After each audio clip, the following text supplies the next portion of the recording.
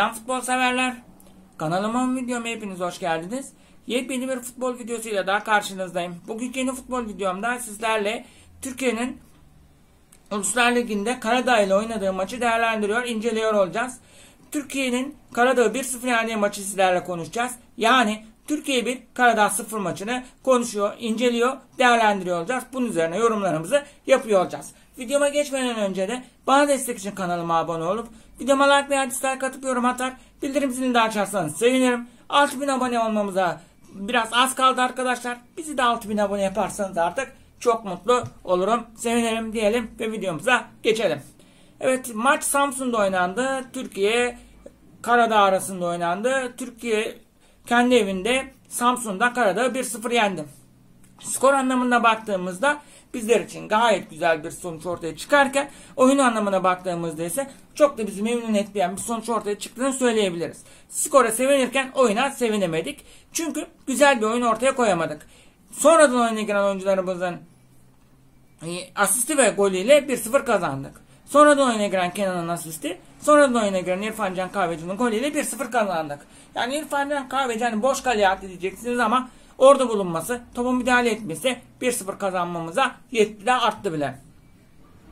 Yani oyuncularımız bireysel yetenekleriyle bir şeyler yapmaya çalıştı. Onu da çok fazla beceremediler. Mesela Kerem Aktürkoğlu. Benim çok sevdiğim oyunculardan birisi. Galatasaray'dan ayrılacağını duyduğum zaman da Beşiktaş'a kesinlikle gelmesini istediğim bir oyuncuydu. Ama dün akşam çok da iyi oynayamadı. Baktığımızda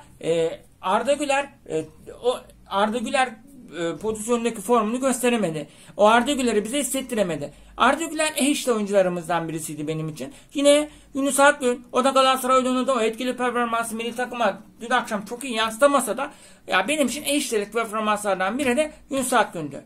Mert Günok'un yokluğunu aradık mı? Mert Günok'un yokluğunu çok da aramadık arkadaşlar. Çünkü kalede Uğurcan Çakır gibi yetenekli, Trabzonspor'un kalesini korumuş yetenekli, güçlü bir kalecimiz vardı. Zaten Mert Günok'un yokluğunda da Uğurcan Çakır'dan başkasının oynatılması düşünülemezdi. Uğurcan Çakır'da öyle çok fazla pozisyon gelmediği için hani Uğurcan Çakır için de çok da ciddi bir şeyler söyleyemeyeceğim. Ama bir iki pozisyon geldi. Onlar da iyi kurtardığını söyleyebiliriz.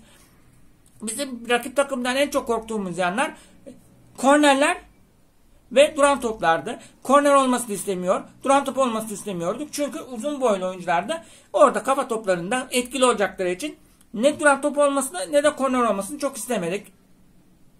Ben Eren Elmalı'nın oynatılmamasına şaşırdım. Çünkü Trabzonspor'un şu anda çok da iyi gitmeyen Trabzonspor'un içinde iyi oynayan oyunculardan biriydi Eren Elmalı. Son milli maçta da çok da etkili oynayan Eren Elmalı'nın ben bugün ilk 11'de başlayacağını düşünürken Eren Elmalı İlk 11'de başlamadı. Bu da sürpriz oldu. Mesela Kaan Ayhan ilk 11'de başlamadı. Bu da sürprizdi. Genelde milli takımda ilk 11'de başlayan Kaan Ayhan Galatasaray'da çok da kötü bir performans sergilemeyen, tamam çok üst düzey efsane süper bir performans sergilemese de milli takım hak eden bir performans sergileyen Kaan Ayhan'ın da oynatılmaması benim için bir sürprizdi. Tabii sakatlıklar olan oyuncular bugün oynasaydı ilk 11'de oynarlar mıydı? Orası da ayrı bir konu. Ben Mert Günok ve Çağlar Söyüncü'nün ilk 11'de oynayabileceğini de düşünüyorum arkadaşlar. Sakat olmasalardı ilk 11'de oynayabilirlerdi diye düşünüyorum. Semih Kılıçsoy'a hiç değinmeyeceğim. Semih Kılıçsoy'un videosunda ayrı bir videoda değineceğim. Zaten milli takımda oynatılmadığı gibi kendi kulüp takımında Beşiktaş'ta da oynatılmıyor.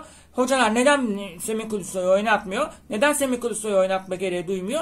Bunu da anlamış değilim. Hani ne milli takım hocasından ne de kulüp takım hocasından bir açıklama gelmedi. İşte biz şu sebepten dolayı, bu sebepten dolayı Semih Kılıçsoy'u oynatmıyoruz ya da oyuna almıyoruz diye bir açıklama gelmediği için de taraftarlar da şaşkın ve taraftarlar da yetkililerden, işte bu yetkili kim olacaktı, yetkililerden bir Semih Kılıçsoy için açıklama bekliyor. Semih Kılıçsoy ilk 11'de olmasa bile sonradan oyuna girecek kapasitesi olduğunu düşünüyorum. Yine Beşiktaş hocasını kınıyorum. Can'a oynatmadığı için arkadaşlar. Kasımpaşa'dan aldığımız Can gerçekten etkili bir oyuncu ama oynatılmıyor arkadaşlar. Oynatılmadığı için de milli takım hocasının nasıl bir oyuncu olduğunu bilmediği için, nasıl oynayacağını görmediği için milli takıma almıyor. Oynatması gerekiyordu. Yani sonradan oyuna giren Bertu'yu ben etkili bulamadım. Bertu kafa hakimiyeti yüksek oyuncularımızdan biri olduğu için, boyu biraz daha uzun olduğu için alındı. Ama etkisini bize gösteremedi. Daha sonra oyuna alınan oyuncular da kendini pek gösteremediler. Kenan biraz kendini gösterdi. Tabii ki Kenan da Juventus'taki oyununu milli takıma zaten yansıtabilen oyuncularımızdan değil. Kenan Juventus'un en iyi oyuncularından seçiliyor. Ballon d'Or'a girebilecek en iyi genç oyuncular listesine girebiliyor. Milli takımda oynadığı oyun Juventus'ta oynayan çok daha farklı. Milli takıma nedense o etkinliğini veremiyor. Yani ben anlayamadım milli takımda neler oluyor. Mert Müldür dün akşam işte diyeceğim performanslardan biri de Mert Müldür'dü. Mert Müldür orta açmayı çok iyi beceremeyen ama koşan, basan, pres yapan bir oyuncu. İleri gittiği zaman geriye de geri dönebilen bir oyuncu. Kendi mevkisini geride bırakmayan, mevkisini boş bırakmayan, geriye çok iyi koşabilen oyuncularımızdan birisi. Sadece koşan, basan bir oyuncu. Çok da bir artısı olan bir oyuncu değil ama milli takımda oynadı mı işe yarayabilen oyuncularımızdan birisi. Yani biz birkaç pozisyonda gole çeviremedik. O bulduğumuz pozisyonları gole çevirseydik belki 2-0, 3-0'da kazanabileceğimiz bir maçı 1-0 kazandık. Burada 1-0 kazanmamızın yanında Galler ve İzlanda'nın maçlarının da berabere bitmesi, 2-2 bitmesi, Galler'in İzlanda karşısında 2-0 öne geçmesinden sonra İzlanda'nın kopmayıp maçı bırakmayıp 2-2'ye getirmesi bizim aldığımız 3 puanı daha da perçinlemiş oldu. Daha da mutlu, daha da önemli bir hale getirmiş oldu. Bizleri daha da çok sevindirmiş oldu. Ben taraftar konusunda çok memnun değildim. Samsun'da oynandı. Evet, Samsun güzel bir stadımız. Samsun güzel bir şehrimiz. Taraftar da çok iyi bir şekilde doldurdular. Stad full'e yakındı neredeyse. Belki de fulldü.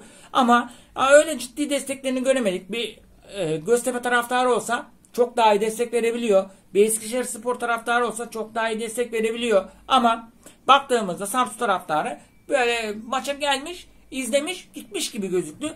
Ara ara desteğini gördük. Ara ara desteklerini verdiler. Ara ara sesleri çıktı. Ama benim beklediğim bir taraftar desteğini milli takım alamadı. Rakip hocası da tanıdık da profesyoneliydi. Ülkemizde de çalışmış. Ülkemizdeki takımlara da çalıştırmış bir hocaydı. Belki bazı oyuncuları tanıyor, biliyordu. Ona göre önlemde almaya çalışmıştı. Tabii ki kapanan takımlara karşı, kapanan defanslara karşı oyun açmakta biz zorlandık. Oyun açmakta zorlandık. Çünkü bir oyuncu 2 kişi, 3 kişi belki bastılar. Oyuncularımızın boşluk bulmasını engellediler. Oyun kurmamızı engellediler. Paslaşmamızı engellediler. Pas almamızı, pas vermemizi engellediler. Atacağımız yerleri tıkamaya çalıştılar. O yüzden biz çok da etkili olamadık ama bir pozisyonda golü bulduğumuz için, maçı da 1-0 yendiğimiz için çok mutluyum, çok sevinçliyim. Tabii ki gönül isterdi ki daha farklı oynayalım. Oyun anlamında da biz mutlu olalım. Skor anlamında mutlu olduğumuz gibi oyun anlamında da mutlu olalım isterdik ama olmadı arkadaşlar. Tabii ki Kerem Aktürkoğlu kötü bir oyuncu değil. Yunus Akgün kötü bir oyuncu değil. Arda kötü bir oyuncu değil. Baktığımızda dün akşam Abdülkerim Bardakçı'yı çok beğendim. Çok güzel müdahalelerde bulundu. Abdülkerim Bardakçı formunu her geçen gün artırabilen, her geçen gün üstüne koyan bir oyuncu. Bir ara düşüş yakalayan oyuncularımızdan birisiyken şu anda kendini çok iyi gösteren oyuncularımızdan birisi. Hem milli takımda bunu gösterebiliyor hem de kulüp takımında bunu gösterebiliyor. Bir sonraki maçta kesinlikle 11'de olacak oyuncu kim derseniz Abdülkerim Bardakçı derim.